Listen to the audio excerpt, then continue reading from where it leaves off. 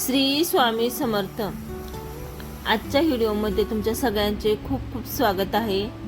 आजचा दिवस तुम्हा सगळ्यांना खूप छान जावो ही स्वामीचरणी प्रार्थना। मागच्या व्हिडिओमध्ये आपण गाभण जनावरांचे म्हणजे गाभण जनावरांचे नाही गायीचे ओटीभरण कसे करतात याची माहिती पाहिलेली आहे। आज आपण गाभण जनावरांची काळजी कशी घ्यायची त्याची माहिती पाहणार आहोत।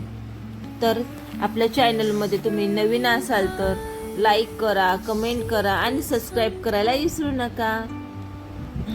जनावरांचे आरोग्य, निगा, आहार यामुळे मादी वासरांची शीघ्र वाढ होते आणि निश्चितपणे ते लवकर माझ्यावर येतात। आणि योग्य वेळी कृत्रिम रेतन केल्याने वयाच्या 2 ते 2.5 वर्षी जनावरांची पहिली प्रस्तुती मिळण्यास मदत होते, म्हणजे वेत मिळण्यास मदत होते। गर्भधारणेच्या 6व्या ते 7व्या महिन्यात गर्भाचा विकास शीघ्र गतीने होतो, त्यामुळे त्याची काळजी घेणे खूप महत्त्वाचे असते। 7व्या महिन्यानंतर आपण गाभण गाईला दूरवर चरण्यासाठी सोडू नये, ओबडधोबड रस्ते टाळावे। 7व्या महिन्याच्या गर्भधारणेनंतर दुग्ध जनावर असेल तर त्याला आटवण्याचा प्रयत्न करावे, दूध काढू नये। गाभण जनावरांना आरामशीर बसण्याचा निवारा घोटा पाहिजे, त्याला आसपास उभं राहण्यासाठी पुरेशी जागाही असायला पाहिजे। जेव्हा वेण्याच्या वेळी जवळपास होणाऱ्या मिल्क फिवर किंवा किटोसिस अशा सारख्या रोगांचा प्रादुर्भाव कमी करण्यासाठी पुरेसे दूध उत्पादन सुनिश्चित करण्यासाठी गाभण जनावरांना सकस आहाराची गरज असते।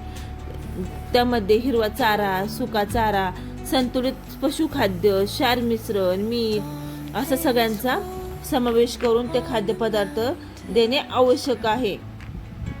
गाभण गाई किमान आपल्याला 75 ते 80 लिटर स्वच्छ ताजे पाणी देणं आवश्यक आहे। कालवडीला 6 ते 7 महिन्यांच्या गर्भावस्थेनंतर दुभत्या जनावरांमध्ये बांधले जावे आणि तिच्या शरीरावर किंवा पाठ कासेत मालिश करत जावे। पाठीवरती हात मारावा आणि प्रेमाने अंजारावं गोंजारावं। आणि विण्यापूर्वी 4-5 दिवस जनावरांना सूर्यप्रकाश असणाऱ्या हवेशीर आणि स्वच्छ अशा स्वतंत्र जागी बांधावे। जनावरांसाठी बिछाना म्हणून जमिनीवर भाताचे पिजार पसरावे। आणि जेव्हा येण्यासाठी काही 2-3 दिवस आठवडे राहिले असेल तर आपण काय करायचं, त्या गायीचे नेहमी निरीक्षण करायचे। मग येण्यापूर्वीचा काळ आपल्याला समजतो आणि आपण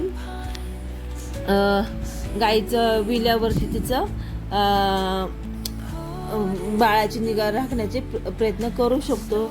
आणि त्या बाळाला आपण चीक पाजणं हे सर्वात महत्त्वाचं असतं। थँक्यू। आपल्या चॅनलवरती तुम्ही सगळेजण नवीन असाल तर लाईक करा, कमेंट करा, सबस्क्राईब करा। पहिल्यांदाही सांगितलं होतं आणि आत्ताही सांगते। धन्यवाद।